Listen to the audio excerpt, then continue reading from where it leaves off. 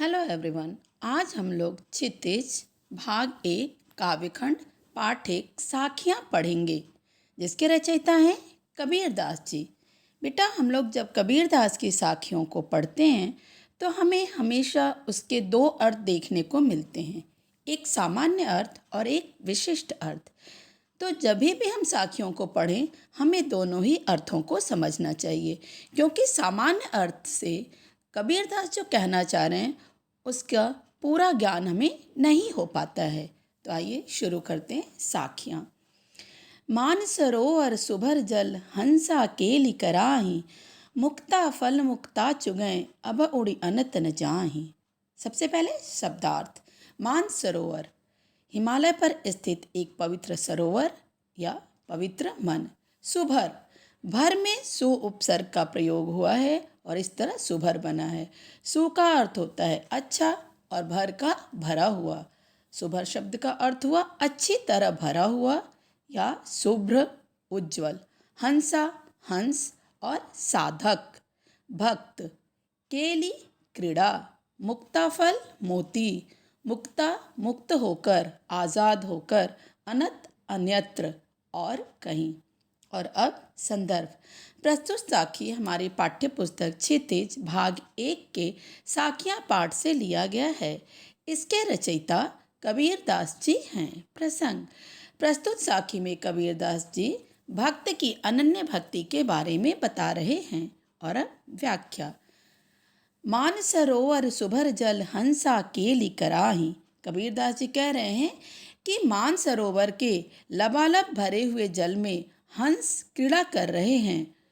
मुक्ता फल मुक्ता चुगैं अब उड़ी अनत न जाही। वे क्रीड़ा करते हुए मुक्त भाव से सरोवर में से मोती को चुग रहे हैं और उन्हें क्रीड़ा करते हुए मोती चुगने में जिस आनंद की प्राप्ति हो रही है, उस आनंद को त्याग कर वे अन्यत्र कहीं भी नहीं जाना चाहते हैं। अर्थात कबीरदास जी कह रहे हैं कि प्रभु भक्ति में लीन होने के पश्चात भक्त को जिस आनंद की प्राप्ति होती है, वो उस आनंद को त्याग कर इस संसार सागर में अन्यत्र कहीं भी नहीं जाना चाहता है। और अब विशेष। बेटा, क्लास 9th में आने के बाद आपको एक टॉपिक विशेष भी पढ़ना पड़ता है। विशेष में उस कविता में दी गई विशेष बातों को हम जानते हैं। तो विशेष का फर्स्ट पॉइंट हुआ कि यह साखी जो है वो दोहा छंद है।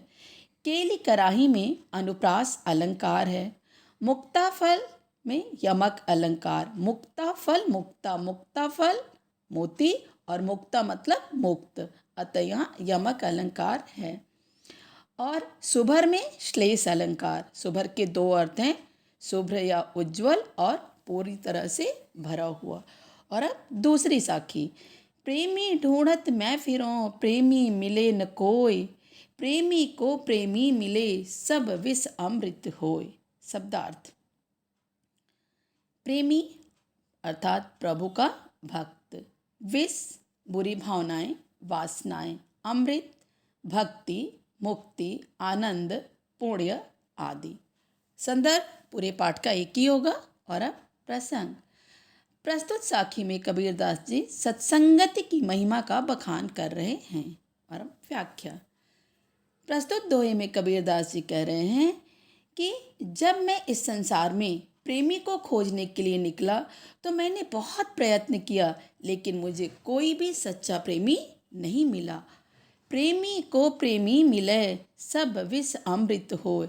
और जब अथक प्रयत्न के पश्चात मुझे सच्चा प्रेमी मिला तो मेरे अंदर के सभी जो पाप थे वो पुण्य में तब्दील हो गए। अर्थात मेरे अंदर की वासनाएं, दुर्भावनाएं जो थीं वो समाप्त हो गईं और मुझे भक्ति का आनंद मिल गया। मेरे अंदर सद्भावनाओं का संचार हो गया। और अब विशेष। तो ये भी दोहा छंद है। संबोधन शैली का कबीरदास जी ने प्रयोग किया है। विष बुराई का प्रतीक है और अमृत अच्छाई का प्रतीक है।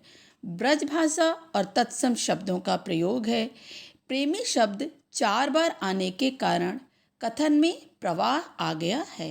और अब अगली साखी। हस्ते चढ़िए ज्ञान को सहज दुलीचा डार, स्वान रूप संसार है भूखन दे झक मार।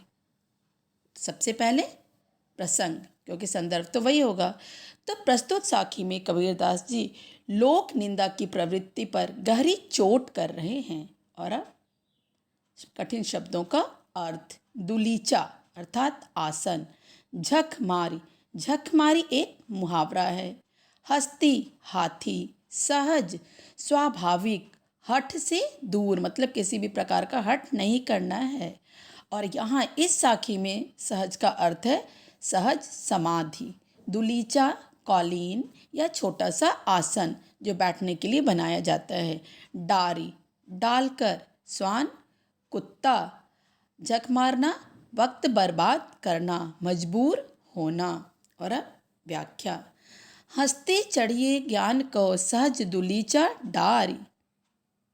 कबीरदास जी साधकों को संबोधित करते हुए कह रहे हैं कि हे साधकों, तुम ज्ञान रूपी हाथी पर सहज समाधि रूपी आसन बिछाकर निश्चिंतता से चलते रहो, निश्चिंतता से अपनी यात्रा को करते रहो। स्वान रूप संसार है, भूकन दे झक मार। इस संसार को क्या कौन कह रहा है, कौन क्या सोच रहा है, उसके बारे में मत सोचो, क्योंकि यह संसार तो कुत्ते के समान है।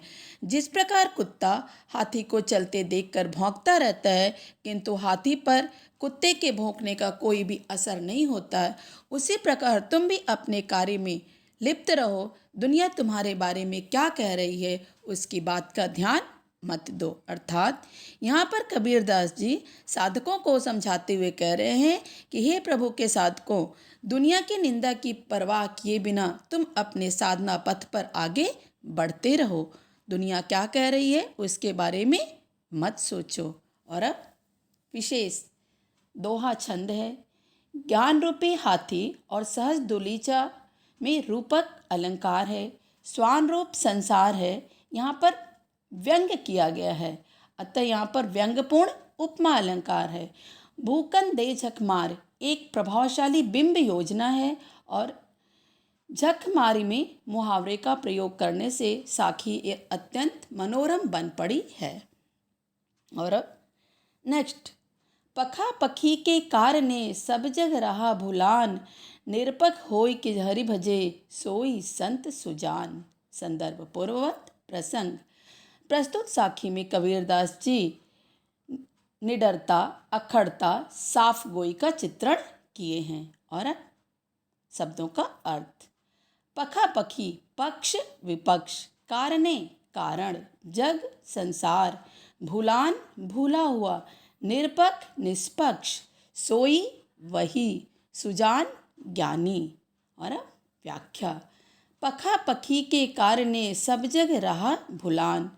कबीरदास जी कह रहे हैं कि आज पूरा संसार पक्ष और विपक्ष के चक्कर में पड़कर ईश्वर को भूल गया है, अपने कर्म को भूल गया है। निरपक होय कि हरि भजे सोई संत सुजान। जो भी व्यक्ति, जो भी साधक निष्पक्ष होकर के हरि का भजन करता है, जो तर्क वितर्क के चक्कर में न पड़कर अपने कर्म को करता है, वास्तव में वही सच्चा संत है, वही सच्चा भक्त है। अर्थात यहाँ पर कबीरदास जी कह रहे हैं कि संसार में जो तर्क वितर्क, पक्ष विपक्ष चल रहा है, उसके बारे में न सोचकर जो सच्चे हृदय से ईश्वर की भक्ति करता है, जो निष्पक्ष होकर ईश्वर का भजन करता है, वही सच्चा भक्त है।